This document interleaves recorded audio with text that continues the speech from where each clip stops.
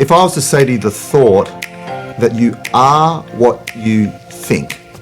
You know, so many of us talk about you are what you eat, but you are what you think.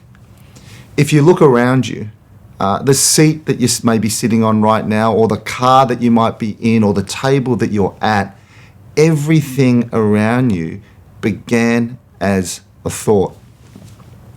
Well, right now I'm in a studio and I'm sitting on a chair, and this chair is only here because someone thought specifically about the color, the design, the weight bearing, the materials, and they even thought about the production and distribution and a whole bunch of things. So everything comes from a thought. Now I want to play with you for a little bit and replace the word chair with you. Insert your name. That everything that I see as Peter began as a thought. Everything that you saw as John began as a thought. What is your thinking around leadership, relationships, finances, health, business, mentorship, investment, patience? You could go on and on and on, that you are a product of what you think. There is a difference though between something like a chair and something like a person, and that is this. This chair can only be built with considered thought. But the tricky thing about us as people is the thoughts that shape us don't have to be considered. You know what? The thoughts that shape us don't have to even be legitimate. If you ask yourself the question of saying, what does it mean if I know that I'm loved and my life is not an accident? Okay? Versus a question like, why am I such an idiot? Your brain is going to go about and find answers to both those types of questions. And so the thoughts and the questions that we hold, they have to be, they don't have to be considered or legitimate for it to shape us. And so that's what we're going to be thinking about now, is what are the thoughts that lead on to other things. There's a philosopher, and his name is Frank Outlay, and he says this: beware of your thoughts, they soon become your words. Beware of your words, they soon become your actions. Beware of your actions, they soon become your habits. Beware of your habits, they soon become your character. And beware of your character, for it will shape your destiny. So it's just a great little process to kind of consider here. With me, I've got a couple guests, and just as I flesh out their story, you're going to hear more about them. But I'm going to turn to my guest here, Ian. Ian has been running an engineering business for the last 8 years.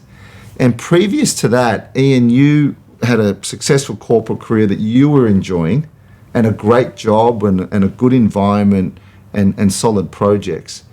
If we think about the power of a thought, maybe it's little, maybe it's big, but what were the thoughts that got you to kicking off a business in the first place?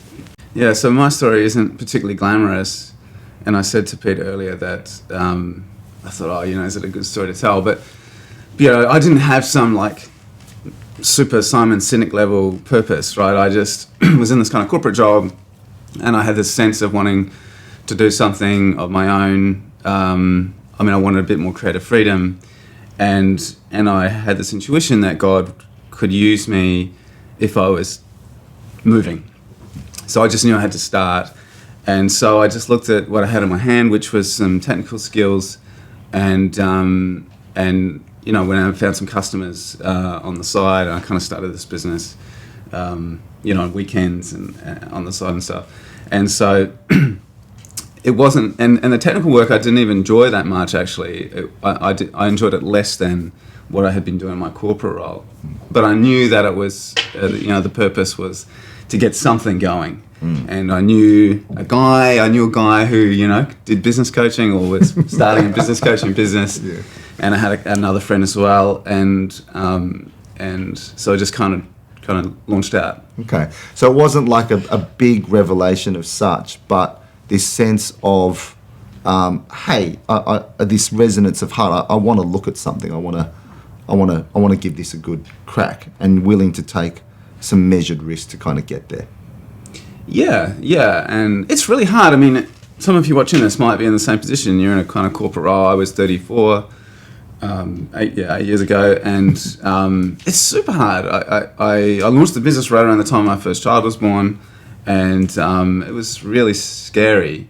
And looking back now, it was actually quite low risk, but it didn't feel that way at the time. But I had that fire in me, and I knew that was a calling in my life. And even though I didn't want to necessarily be designing people's stormwater pipes for the whole of my business, I knew it would take me to that bigger purpose. Even though I didn't even know what that was, and I didn't even have this why, like I said, right? Like it wasn't like I wrote like Andrew Denton style boss level vision on the back of the bathroom mirror, right? Like I just didn't have that. But I had something, and so we'll talk about rhythm in a second. But I started at rhythm. Yeah, so good. And Mary, you've got a background in financial planning, and now you run a business that partners with medical clinics to help people access their superannuation for procedures which could be IVF or dental work and a bunch of things. I've got to say financial planning is a little bit different to helping people access kind of medical assistance this way. How did that journey start for you? It's actually really similar to Ian's story. I was just having breakfast with a girlfriend, and this particular girlfriend ran a clinic, and she said to me, "Oh, Mary, do you think you can help us with this?" And I went, "Yeah, I can do that. That's no problem at all." And similar to you, it wasn't the new work. I wasn't particularly enjoying it. Didn't have the same challenges as financial planning, but just started it, got going, and then I thought to myself, it's not really a business if you've only got one client. So then I started approaching other clinics and saying, "Hey, this is what we do. Do you think this could be helpful for you?" And we grew from there. Isn't that amazing? So it started off in response to service, helping someone, and then it's like, okay, how do I change this? This is maybe a paid hobby to now a business and create value, which is amazing. For you, were there ever a thought for you not to give that a go, or did it just feel like, well, why wouldn't I give this a go, and why wouldn't I approach people? It feels very easy to me. Okay. I felt like piece of cake. From financial planning, that it's just paperwork and knowing how to deal with the ATO, knowing how to deal with superannuation funds.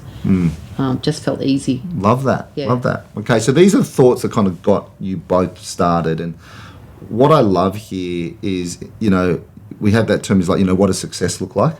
And we think success is these kind of grandiose big things, but reality of success is a lot of trial, a lot of error, and a lot of small things, not a lot of big things.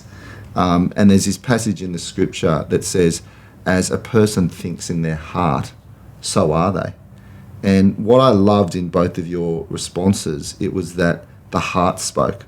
It was a friend speaking, and then you're, oh yeah, I can help that way. It was you, Ian, going, oh, that kind of felt, I'd give that a go, And, I think that's just an interesting thing, because if we've grown up with kind of Greek influence and Western influence, it talks about the head is for thinking, the heart is for feeling.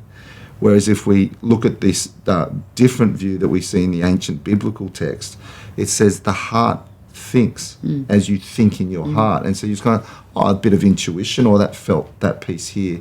And that's probably just something that's good for people to listen to, is like, what is your heart saying more than what you might be thinking your head is thinking, right? Which is super cool. If you think about this year, so there's a thought that got you guys started. And if you think about, was there a thought this year that you had at the beginning of maybe this year, or a process that's really kind of shaped you? What would that be? And I'll probably go to you, Mary, on this one. Was there a thinking that you had on something that you can now look on it and go, wow, I'm different because of that thinking, and my business is different because of that thinking? I love that question, because it's all the little things that really do expand the business. Two things: we introduced a lot of automations to our CRM, and that just because the work we do is very process, everything boxes ticked, jobs done before you can move to the next stage. We introduced a lot of automations, and that saved us a lot of time and money and effort and error, because things were ticked off. Around the thinking, I used to sort of approach surgeons or fertility specialists, but the thinking changed during the year to approaching larger clinics. So rather than going for the small fish, going for the big fish. And when you win a big clinic, you might have 10 new clinicians or surgeons that you're working with rather than just one. And that sort of caused some exponential growth. Yeah, amazing. So what was the thinking behind, I'm going to go for some larger? I think Jesse. Yeah? I think Jesse told me to do it, yeah. So just so if people don't know, Jesse's he heads up our coaching division at 100X. So when he pushed you to go for a bigger clinic, what was your emotional reaction to that? I would have been scared. Yeah, Yeah. yeah. Yeah, super cool. And why did you not follow the action on fear, but follow the action on vision? What was there something internally where you went, I'm going to go for this? I like it in the Bible where it says, be strong and very courageous. And I think in our flesh, we can't do that. We can only do that in the spirit. And so I just think it's prayer. I think prayer breaks. I heard this really great analogy that prayer lays down the tracks so that the locomotive can come along. I love that. Yeah. I love that. And I see that so much in you as well. thank you. Yeah, it's amazing. So, yeah, I think that's such a piece. And when we're talking about change in our lives, we're not just talking, that thinking, if we think about that quote, needs to thinking, words, actions, habits, character, destiny, right? So there's got to be other things besides that. And we're kind of talking about people, and rhythm would be something big in there. Ian, talk to us about the power of people or rhythm for you. What has that meant? There's this engineering company that literally began on the northern beaches of Sydney as a startup, okay, maybe one customer eventually, that's now grown into this 7-figure business with multiple people. In this journey of growth, what's been the power of people and rhythm for you to kind of see things come to fruit? I'll tackle rhythm first because I think that's more important. I like the metaphor of the garden. People talk a lot about things like we're related to people, right? The war for talent and headhunting and this sort of thing. But my experience is that it's not hunting; it's farming. And so, and farming is a rhythm, right? Like gardening is a rhythm. You have to pull the weeds. You have to water. You have to. You do have to bring people in. But there's no superhero, there's no Superman out there who can just magically come in and hit the ground running.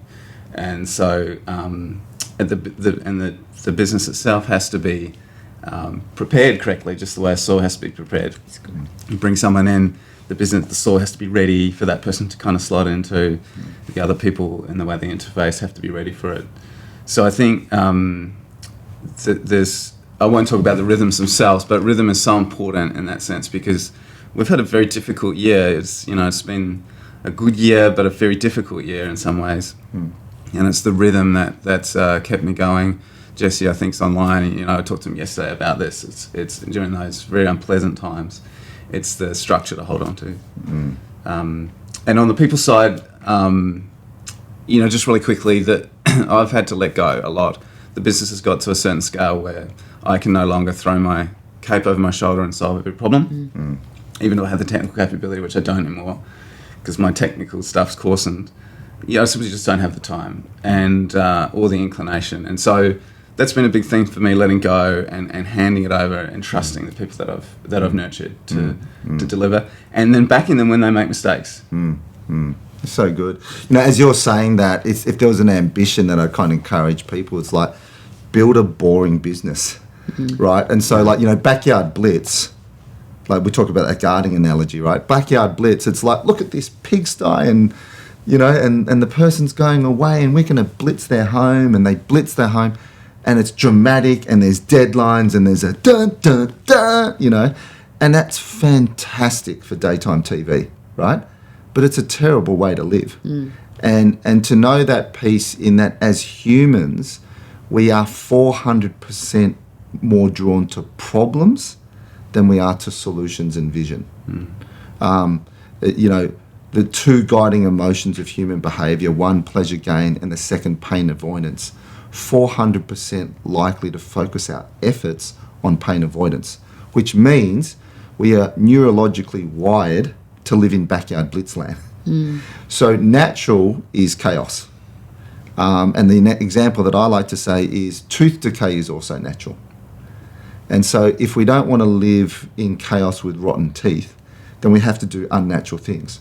And I take a toothbrush, a man-made design product, I put on a formula and I do an unnatural habit. I didn't come out of the womb knowing how to do that. And it's the same with business. If we don't want chaos in business, which is our natural human state, we need to put in certain structures to do gardening. So it's not head hunting, it's people nurturing, and that's a totally different flip.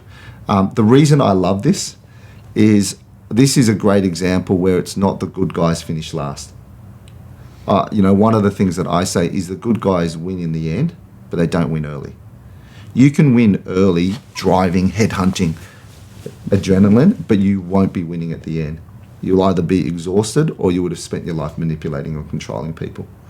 But the good guys winning in the end are the ones that apply these principles of certain gardening aspects as well, which I love. Can you give me an example of where rhythm worked? Like even you gave me an example of you have a rhythm of a Christmas party. Okay, so simple rhythm of a Christmas party or a lunch gathering, and you added one thing to this simple rhythm, and what was that? We started inviting people who were on the periphery of the business. So that includes some like key suppliers, not many customers actually, but one of the most important ones was ex-employees, of whom there aren't that many, partly because we're small, but partly because I have good staff retention. And I reached out to a guy at the prompting of Jesse actually, to tee this thing up. I was like, oh, hey, what are you up to? Just so you know, we're having, our usual end of year lunch, and I'd love it if you could make it. This guy DJ, and he's like, oh, and to make a long story short, it turned into a conversation about what are you up to, and I got chatting to him, and it turned out he was really regretted leaving, was quite unhappy, and anyway. I hired him back. He's starting on Monday. So, yeah, really good guy, and it worked out perfectly. And he's come back to the organisation with some new skills. And but if it wasn't for that rhythm of having the lunch and also of his knowing that I usually invite, non-employees, it would have been kind of weird, right? It would have seemed like I was trying to orchestrate something and win him back or something like that. Yeah. He was aware that we always do this, and so it's like, it won't be weird for me to come back because there'll be other ex-employees there too. Yeah, I'll be there, right? Actually, we're doing it today. So good, good, which is why you got your special shirt. Yes, that's right. Yeah, which is so good. I love that. Thank you. And then Mary, for you, I know you've been so rhythmic in the way that you approach new clinics as potential partners. How have you been able to do that with such consistency? So, we talk about sales is king. It's not queen, jack and ace. But if we think about most people's behaviour, we make operational delivery king, when we're not a manufacturing company, or, there's other things that we make king. And the reason why we've got to say sales is king, it takes such an effort, right? And it's real work. How have you been able to, because I just see the way that you work in a way where you're not just trying to scrape over the end of the year and I'm exhausted, but the energy and the desire to approach new clients, it's really inspiring for me to watch. It is. I've been looking going, go Mary, So it's like you're coaching me. But how have you been able to have that view and to keep that so rhythmic? I think it's like eating the frog. I really don't enjoy it, and I don't think I'm good at it, and so I have to do it. It's like a discipline. Yeah. So I worked with Jesse on sending out 5 emails a week, ringing those clinics, having a chat with them. We developed a booklet on all of the rules because what we found was that a lot of the clinics actually didn't know the rules. So we now send out booklets that they can have as a resource to be aware of what all the rules are. So we developed a little bit of merch. But it's the discipline of eating the frog. Get it done, lock it in, have a time in your diary when you're doing it. And now the lovely thing is that clinics call us and they go, "Oh, we heard about you. We want to work with you." Yeah. That's the loveliest It's thing so good. because it's the momentum is now growing. Yeah. Yeah. Tell us a bit about a rhythm of accountability. Like both of you have mentioned Jesse, who heads up our coaching. We call him Henry the Eighth because he's the king of execution. What's it meant for you to have a rhythmic rhythm of accountability? I'll start with you, Mary, and then go to you. Ian. I actually just love Jesse's wisdom too. Like, you can be doing the wrong thing consistently, but I love that Jesse will bring some wisdom to what you're doing. So it's not just you can be just hitting your head against a brick wall. You've got to find the right technique and the right method that's actually going to be effective. So I appreciate the wisdom that he brings. That's amazing. And then does it make a difference knowing that you're going to have another call with the team Yes, absolutely. and they go, how'd you go in those 5 calls a week? Yeah. Yeah, because I think that's it. So many of us think information's transformation, or so many of us just think it's discipline by itself. But the thing that we talk about is the 4 things is lag, resource, lead, rhythm. Lag, what does success look like at the end, which is I'm going to get on 5 new clients in the next 5 weeks, whatever it might be. Resources, what do I need? Well, I need a phone and I need someone to call. Lead, what are the lead activities that are going to drive me that? New calls, number of proposals. And the last one, which people just think is nothing, is the rhythm of accountability. Because as people, we are designed to help. Like we are born with an innate ability to help.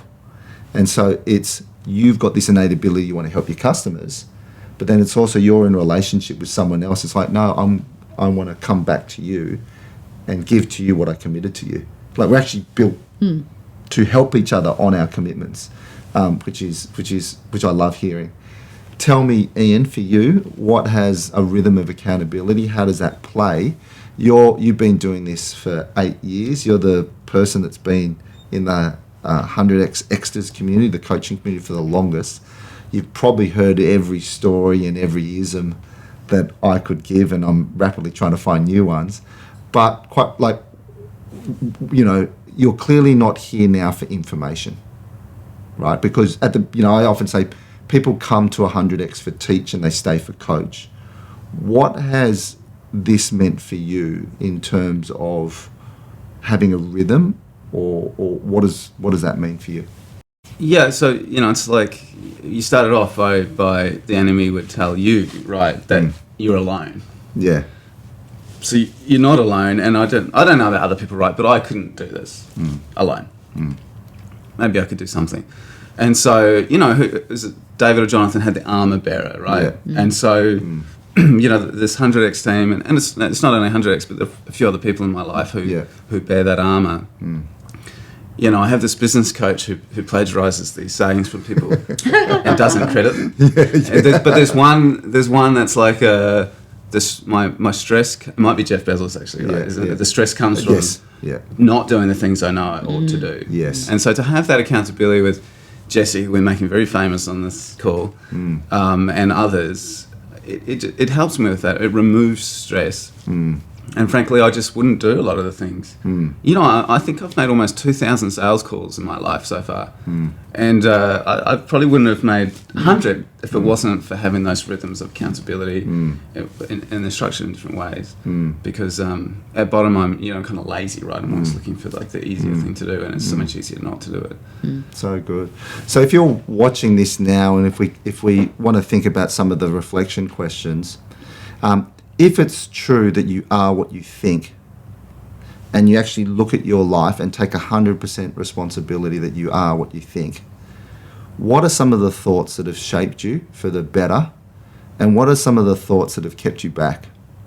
A story I'd shared previously in a group is that, founded a business, grew it internationally, exited through a sale, a trade sale. The thought that I had at the sale wasn't, yes, of course there was a bit of that. I can tell you probably the most predominant thought I had was, dear God, please forgive me for thinking so small. I actually felt there was so much sense of a failure because at this moment in time, I saw the fruit of good decisions being made. I also saw what people valued in us and the thought that got us to that point, but then also knew all the thoughts where we had held back unnecessarily. Now, Ian, you kind of mentioned at the time these thoughts seemed really scary, but looking back, they weren't that scary. There were all these thoughts like that. And so I've kind of made this peace to say, I do not want to die with that same prayer of forgiveness. I do not want to hit the end of my life and go, dear God, forgive me for thinking so small. You know, and obviously there's some references around that talk to that. What are the thoughts that have shaped you that you need to hold on to and magnify? And what are the thoughts that have kind of kept you back? Like, I'm not gifted, I'm not eloquent of speech, all those types of things. There's this story in the Bible when Moses, who is the leader of a nation, goes to the leader that's oppressing them, a guy called Pharaoh, because he was told 3 times by God, hey, I want you to do this. And Moses says, oh, what if they don't believe me? I'm not eloquent of speech. Send somebody else. And there's this story, this word from God where he says this. He goes, the Lord's anger burned against Moses. Now, and that's just so convicting for me. And I just want you to think about it. Where are these moments in your life where you were actually called to step up, where you knew in your heart you needed to take that punt to maybe help out a friend or maybe take on a first customer, and you didn't do that because you were scared, because you thought, I'm not built this way, I'm not wired this way, or send someone else. Hey, of course there's forgiveness in all of that, but what is on your heart now to make those next steps? I guarantee they will seem scary now, but as we've heard from our guests, they won't be scary in the future. So there's just a thought there on that first piece to do. What is the product of your thinking? The second thing we've kind of talked about is the power of people, and how we're built to have relationship. Mary started her business because she wanted to help a friend. Mary's been able to have such a strong focus because she's been in relationship. If it's true that we are the product of the 6 people that we allowed to speak into our lives, the question to ask is, who are your 6? And if you're listening to this right now, get a pen, get a paper, and literally write down who are your 6. And so often in life, the 6 that we have are the ones that help us feel comfortable. And the piece that I want to say is, who in that 6, it's important that we have empathy and comfort, but who in that 6 are going to be the ones that kind of resonate you to something forward? Couple quick questions, and I'm here. If we talk about thinking for you guys, if there was an enemy or a being who did not want to see you win, Mary, who hates everything that you stand for, you're positive, you're hopeful, you're helpful, you have this faith and the confidence in which you work, and someone was to go, what is the thought? If it's true that we are what we think, what would be the thought I'd need to place in your mind to take you out, to limit your potential? Do you have a response to that? I think for me it would be, Mary, you don't have time to work on the business. You need to be working in the business because you're responsible and you've got all these new clinics and you need to make sure they have a great experience. And so you better be the one who holds their hand and who walks them through everything. And you better be doing that, Mary.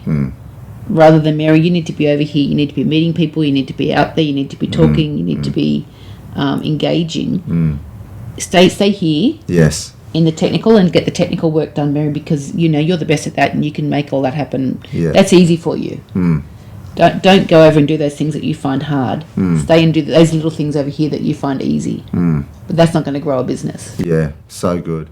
So if I was to plant the thought, if I was to be your enemy, the thought that I would plant in your head is, no one could do the technical work as well as you. Correct. No one can care for clients as good as you.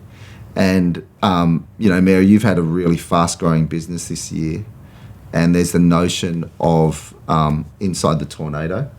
The best performing schools don't have students or teachers. The smoothest businesses have no customers. And so there is a level of chaos in fast growth. And I think that's so often why so many people wear as a badge of honor, I'm just so busy, right? But if we stay there, it's just going to sap us down. And so I would keep you busy. Because if I keep you busy, I give you the illusion of importance, but I keep you capped on your destiny. You know, and so that's just an example of thought. And so I just want to encourage you, what are the things that you've been saying? Have you been, I'm just so busy, I'm just so exhausted, I'm just so tired, Reid, I'm just so important. You know, I was chatting to someone the other day, they're so busy, they are, but it's a bit by design. And I said, you need to have a rest, but they've got this great pride in, well, this is what I'm doing for work. It took me a month to get my timesheets in, and then my kids, I've got to take them here, and there. I'll finally get a break here. And then they said to me, but that's when I'm doing my strategic plan. And I'm just like, to me, there was just a lot of words, but the power of rest is so important here, and the power of not being chaotic. And so that ability to strategically grow is so important. Well, you're not here, so you can't clap our guests, but I hope that you're feeling that there's been some gold that you came out of here. We love these guys, and they've come so generously to give their time. So we want to thank you, Ian, and thank you, Mary. Golf clap to you. For those of you that are wanting the workbook and a whole bunch of free resources, my name's Peter Lowe. I call myself the Chief Multiplication Officer of 100X Legacy, where we want you to be great and do good. The workbooks for this are on our website at 100x.ly, 100x.ly. Hey, thanks so much. Best thing you can do is spread this message far and wide. If you've got something from a word of encouragement here and you want to find out more about joining a Business Connect, reach out to us and we'll get you connected. Otherwise, we'll see you around. Be great, do good.